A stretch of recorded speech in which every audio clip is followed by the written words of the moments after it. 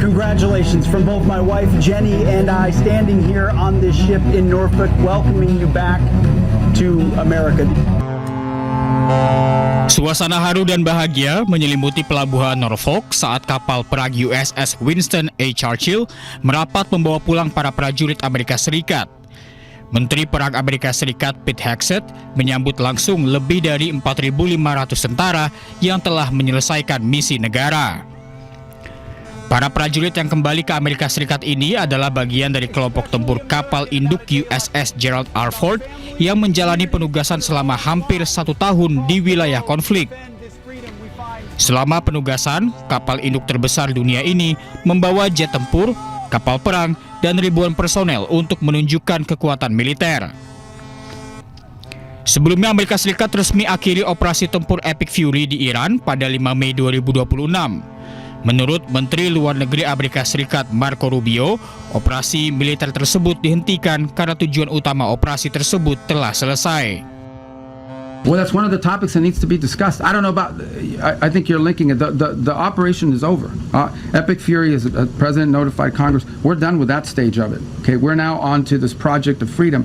As far as a negotiation is concerned, I think the President's been clear that part of the negotiation process has to be not just the enrichment, but what happens to this material that's buried deep somewhere that they still have access to if they ever wanted to dig it out. That has to be addressed, and that's being addressed in the negotiation. I'm not going to go further on what progress has been made on that topic because I don't want to endanger the negotiations, but suffice it to say that the President and this entire team is aware of the centrality of that question, and that will have to be addressed one way or the other. Dengan kepulangan sejumlah pasukan Amerika Serikat, apakah ini akhir perang atau hanya jeda sebelum babak selanjutnya, mengingat dinamika konflik yang belum sepenuhnya usai? Iran menerima ribuan pengaduan dari organisasi masyarakat sipil terkait dugaan pelanggaran HAM yang dilakukan selama operasi militer gabungan Amerika Serikat Israel. Keluhan tersebut mencakup insiden sekolah Minab dan penghancuran warisan peradaban dan budaya Iran, Istana Golestan.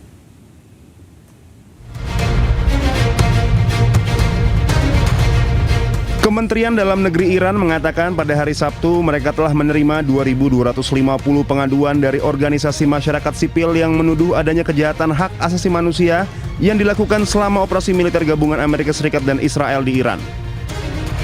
Juru bicara Kementerian Dalam Negeri Iran, Ali Zainifan, mengatakan keluhan tersebut mencakup insiden sekolah Minab dan penghancuran warisan peradaban dan budaya Iran, Istana Golestan. Zainifan menyebut Amerika Serikat dan Iran tidak memiliki warisan seperti itu sehingga mereka tidak dapat memahami betapa menyakitkannya kehancuran warisan tersebut bagi sebuah bangsa yang berakar kuat seperti Iran. Zainifan menambahkan dengan keterlibatan masyarakat sipil, Iran berhasil mengamankan sesi khusus Dewan Hak Asasi Manusia PBB di mana kejahatan-kejahatan tersebut dikutuk keras. 2250 شکایت از طرف تشکل‌های مردمی درباره جنایات بشری و ضد حقوق بشری که دشمنان ما انجام دادن از جمله مدرسه مینا یا تخریب در واقع آثار تمدنی و میراث فرهنگی ما. آخر دشمنان ما آثار تمدنی و میراث فرهنگی ندارن، نمیدونن چقدر تخریب آثار تمدنی دردآور برای یک ملت ریشه دار و عمیق. این رو ما طرح شکایت کردیم و در واقع در حوزه محیط زیست تشکل‌های محیط زیستی ما اینها با هماهنگی وزارت کشور، وزارت خارجه و با محوریت تشکل‌های مردمی همینها باعث شد که جلسه ویژه شورای حقوق بشر در سازمان ملل تشکیل بشه و به نحو کم نظیری با رأی قاطع این جنایات رو در واقع محکوم کنند. Selain itu, Zainifan juga mengklaim kesiapan angkatan bersenjata Iran saat ini jauh lebih kuat dibandingkan di awal perang pada akhir Februari 2026. Dalam sepekan, Israel klaim telah menyerang 100 target Hizbullah di wilayah Lebanon Selatan. Beberapa di antaranya merupakan permukiman warga.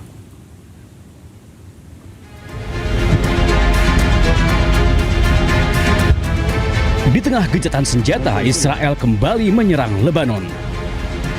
Suara ledakan dan kepulan asap membumbung di sejumlah wilayah di Lebanon Selatan.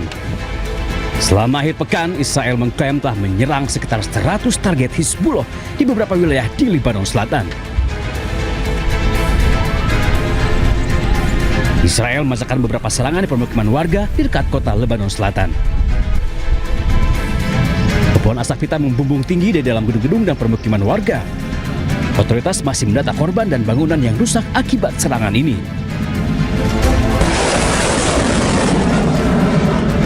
Pejuang Hizbullah kembali memasakkan serangan ke pangkalan Zionis Israel di Nahariya, Lebanon Selatan. Serangan ini menggunakan rudal yang memiliki daya ledak cukup tinggi.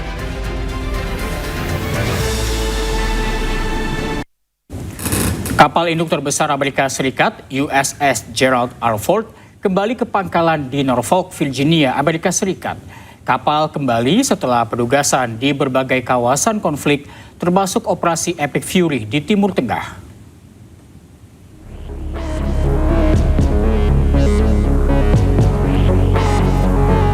Penugasan kapal induk Gerald R. Ford ini merupakan rekor penugasan terlama.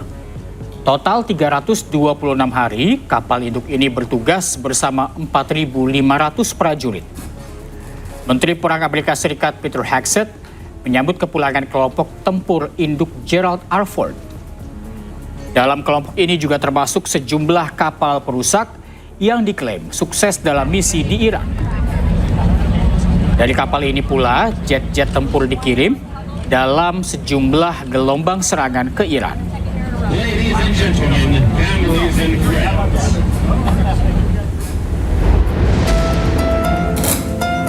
Sementara itu, berdasarkan pantauan radar penerbangan, selama beberapa jam terakhir, puluhan pesawat Angkatan Udara Amerika Serikat meninggalkan kawasan Timur Tengah. Pesawat-pesawat ini akan kembali ke pangkalan militer. Namun belum diketahui lokasi pangkalan militer mana yang akan dituju.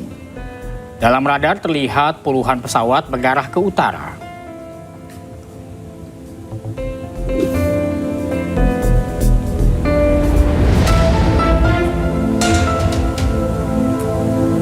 Sementara itu, Iran susun mekanisme baru pungutan di Selat Hormuz dengan membatasi rute dan menarik pungutan bagi kapal asing.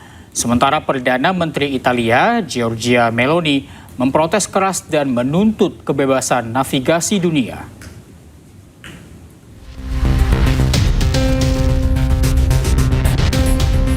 Pemerintah Iran tengah merancang mekanisme baru mengontrol lalu lintas maritim melalui rute khusus di Selat Hormuz.